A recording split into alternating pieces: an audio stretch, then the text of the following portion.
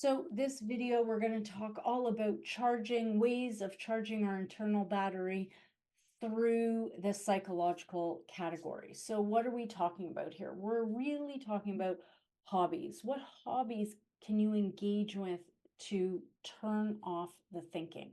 Can you paint? Tons of adult coloring books out there.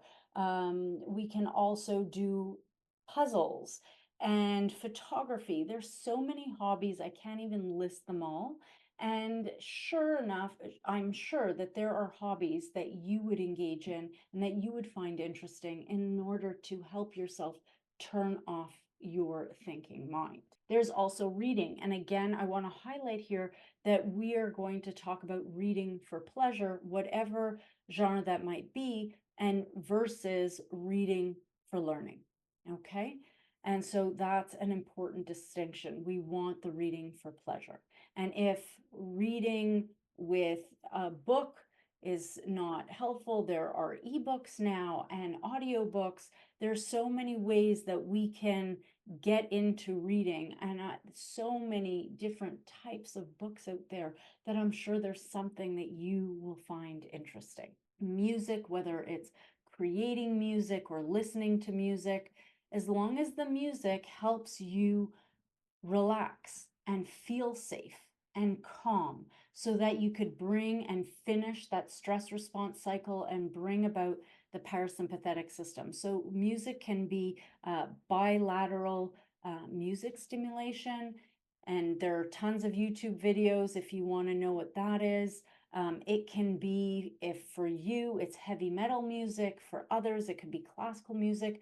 Again, the types of music out there are so varied that I'm sure there's something for everybody. And once again, my personal favorite is emotional freedom technique. So I'm hoping that you have found something here.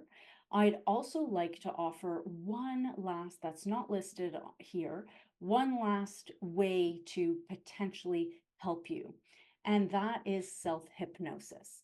And what I'm referring to is not stage hypnosis, but self-hypnosis. And these two things, I want to make a clear distinction between them. So self-hypnosis, there is a researcher in the US who created an app called Reverie, Reveri. And Reverie is a self-hypnosis app. It's been made to help people learn how to do it and engage with this type of medium. And self-hypnosis has been shown, there's a lot of research around this, and it has been shown to help a lot of people. Now, Reverie is not a free app.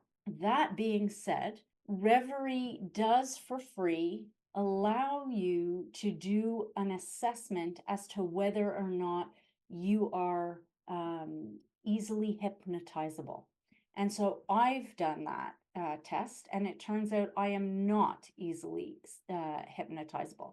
So I'm not going to invest any more time. It's not like meditation where you could break it down and work on your ability to meditate and meditate for longer periods.